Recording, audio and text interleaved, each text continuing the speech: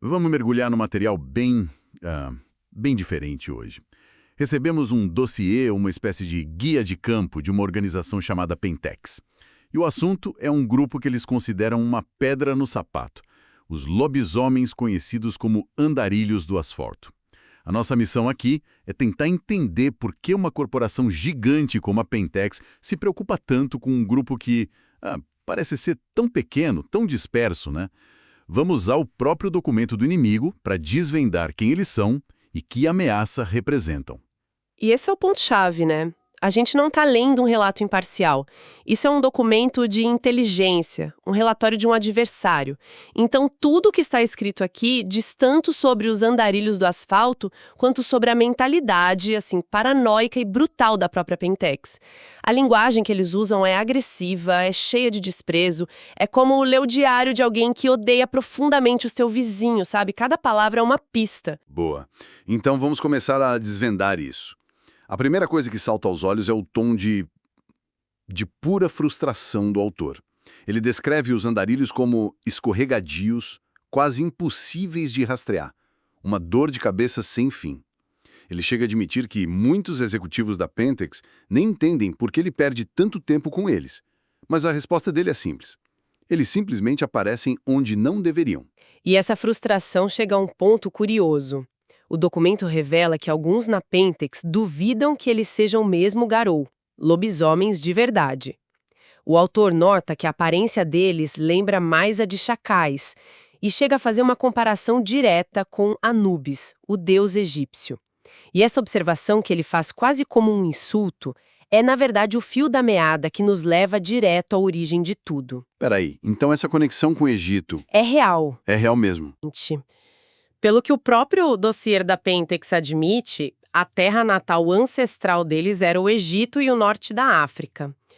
E o grande evento que os definiu, o cataclisma da história deles, foi uma guerra que eles perderam milênios atrás.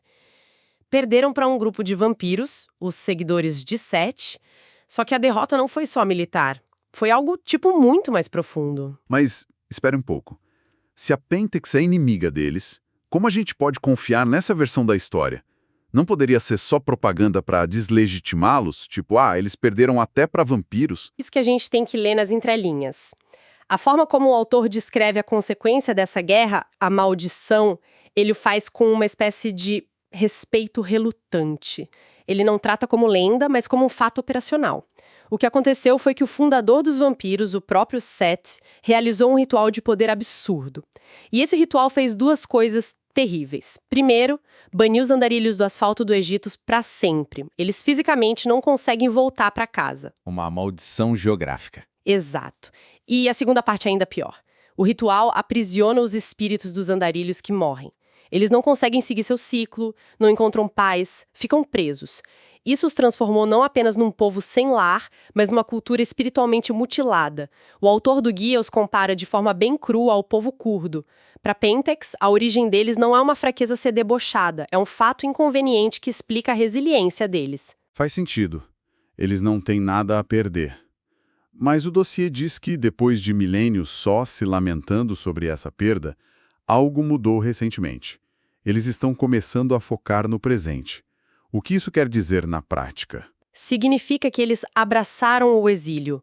Se não podem ter um território físico, eles se tornaram mestres do território que lhes resta, o mundo inteiro. Eles pararam de tentar se fixar e se tornaram nômades por definição. O documento descreve o modus operandi deles. Chegam num lugar, oferecem ajuda a outros grupos, outras tribos, outros metamorfos, resolvem um problema e simplesmente vão embora. O que é uma vantagem estratégica genial. Se você não está tentando roubar o território de ninguém, as chances de ser recebido com um tiro na cara diminuem bastante, né? Diminuem drasticamente. Eles não são vistos como uma força de ocupação, são vistos como consultores, mercenários, uma ajuda temporária. Só que esse nomadismo constante, que nasceu da dor e da perda, acabou gerando a maior força que eles têm hoje. A rede de informações? Exatamente isso. Eles transformaram a falta de um endereço fixo na maior rede de informantes que existe. Por estarem sempre em movimento, cruzando fronteiras e continentes, eles ouvem tudo, sabem dos rumores, conhecem os segredos. O autor do dossiê destaca que muitos deles seguem o tótem do corvo, um espírito de segredos e conhecimento. E ele resume a principal característica deles em 2 palavras: bem informados. E essa rede de informações não é só uma vantagem tática, né? Me parece algo mais profundo. Um povo que perdeu sua terra precisa de outro tipo de território. Para eles, talvez esse território seja o próprio conhecimento. Saber o que está acontecendo em todos os lugares é a única forma de se sentirem seguros, de terem algum controle sobre o mundo que lhes foi tirado. Perfeito. É uma ferramenta de sobrevivência psicológica. E essa natureza viajante também abre portas para alianças que outros garou mais tradicionais e territoriais jamais fariam. O dossiê da Pentex menciona com preocupação que eles se aliam frequentemente com os Basté, os homens-gato, e outras criaturas que a nação garou geralmente vê com desconfiança. Eles são pragmáticos. Ok, então eles são basicamente espiões e mercenários nômades. Isso é útil, mas não parece o suficiente para colocar um alvo gigante nas costas deles por uma corporação como a Pentex. O que é que eles fazem que irrita tanto essa gente? Eles atrapalham os negócios de forma muito eficaz. Onde quer que a Pentex monte uma operação, especialmente nos países que o autor chama com desprezo de buracos de terceiro mundo, os andarilhos do asfalto aparecem, e eles trazem na bagagem milênios de raiva acumulada. A fonte diz que eles descontam a frustração que sentem pelos seguidores de Sete no próximo bando de manipuladores desgraçados, que no caso é a Pentex. E como eles fazem isso? Não imagino que seja com um ataque frontal a uma refinaria. Não, é muito mais sutil e, para Pentex, muito mais perigoso. A principal arma deles é a guerra de informação. Um único andarilho de asfalto não precisa destruir uma plataforma de petróleo.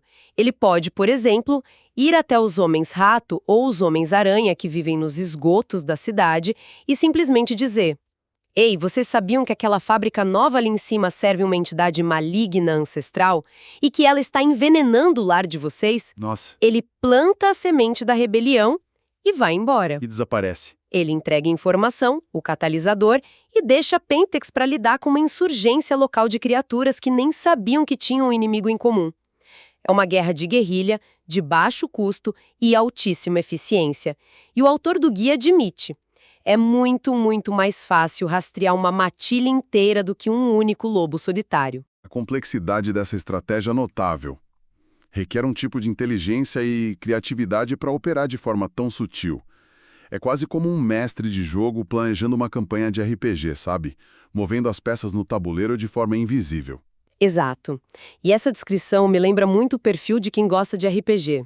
Geralmente é um pessoal mais criativo, inteligente e muito envolvido com leitura.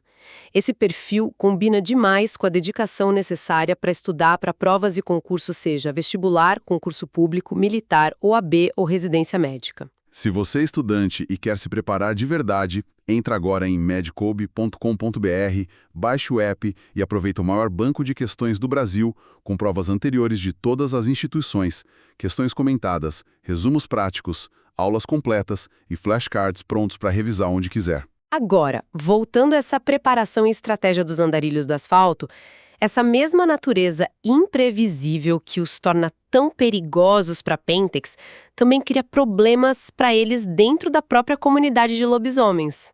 Sim, o guia da Pentex aponta isso com uma certa satisfação.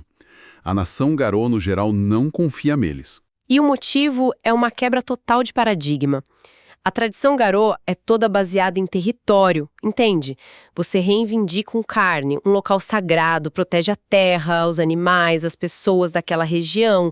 Você cria raízes e defende aquele lugar com a vida. Os andarilhos do asfalto são a antítese completa desse ideal. Eles não têm raízes, não defendem o território fixo. O autor do documento até usa um termo preconceituoso, questionando o que eles são, ciganos? E essa falta de um padrão, essa imprevisibilidade, é o que deixa a Pentex maluca. O autor faz uma admissão incrível no texto.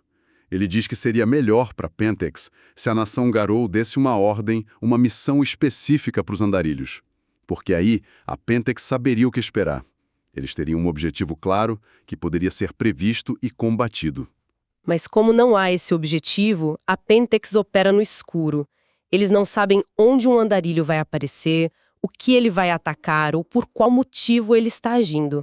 É por Gaia, é por vingança pessoal, é só para causar o caos. Essa falta de um padrão tático os torna um inimigo terrivelmente frustrante e desgastante. Essa imprevisibilidade é a chave de tudo. É o que os tornam tão difíceis de neutralizar.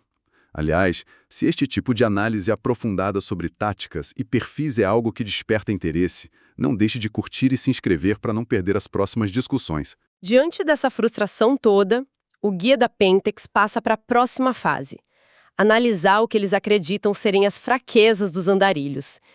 E, curiosamente, eles focam em duas coisas bem específicas: a linhagem e os hábitos familiares. Como assim hábitos familiares? Primeiro, a aparência. Por terem essa ascendência egípcia e do norte da África, muitos deles podem se destacar fisicamente em certas partes do mundo. O autor usa um exemplo bem carregado de preconceito, dizendo que, nos Estados Unidos, um andarilho pode ser o único homem negro numa cidade de brancos, o que o tornaria um alvo mais fácil de identificar. Isso diz muito sobre a mentalidade de quem escreveu o guia. E o segundo ponto sobre a família. Você disse que era ainda mais sombrio? Muito mais. O autor os acusa de terem péssimos instintos parentais. Pela ótica dele, por serem nômades, eles frequentemente deixam os filhos para trás para serem criados por parentes ou famílias adotivas. Ele descreve com desprezo a imagem de um andarilho ensinando uma criança sobre o mundo para depois abandoná-la em algum lugar para que ela espalhe a boa palavra. Ele vê isso como um abandono, uma fraqueza a ser explorada. E é aí que o plano da Pentex se revela. O documento não é só uma análise, é um manual de instruções.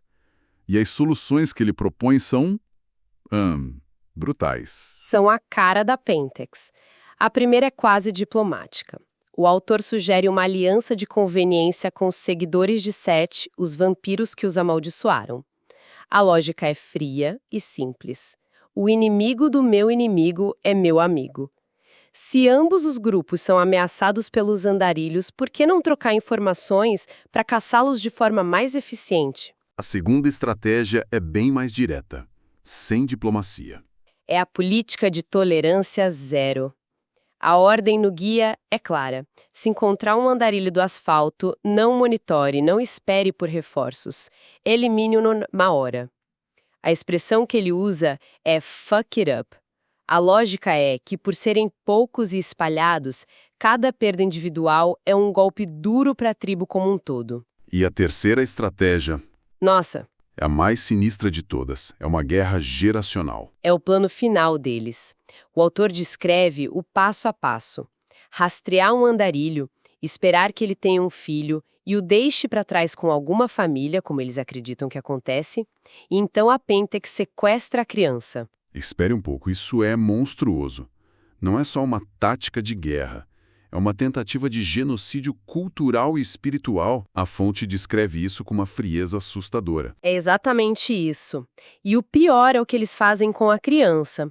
Eles a entregam para os dançarinos da Espiral Negra, um grupo de lobisomens corrompidos, inimigos mortais da nação Garou, para que a criança seja criada e torcida por eles. A lógica da Pentex é que, ao sequestrar e corromper a próxima geração, eles podem extinguir a tribo em uma ou duas gerações. O autor admite que é um processo caro e demorado, mas o considera a solução definitiva. Caro e demorado. Ele fala sobre sequestrar e destruir a alma de uma criança como se fosse um item numa planilha de custos. Isso diz tudo sobre a Pentex. Então, no fim, o que temos é o retrato de uma tribo de exilados, forçados por uma maldição a vagar pelo mundo. E eles se adaptaram, transformaram sua condição de párias numa arma, se tornando mestres da informação e da guerrilha. Exato. E é um retrato pintado por um inimigo que não tem escrúpulos. A fonte nos mostra a mentalidade de uma organização que vê o sequestro de crianças não como um ato de maldade pura, mas como uma solução logística para um problema de segurança. Revela a frieza, o pragmatismo e a brutalidade absoluta de quem os caça. O que nos deixa com uma última reflexão para quem está nos ouvindo. O guia da Pentex insiste o tempo todo que a natureza solitária e dispersa nos andarilhos do asfalto é uma fraqueza a ser explorada. Mas e se essa dispersão for, na verdade, sua maior estratégia de sobrevivência? Uma que torna impossível para qualquer inimigo, não importa quão poderoso, desferir um golpe fatal contra um centro de poder que simplesmente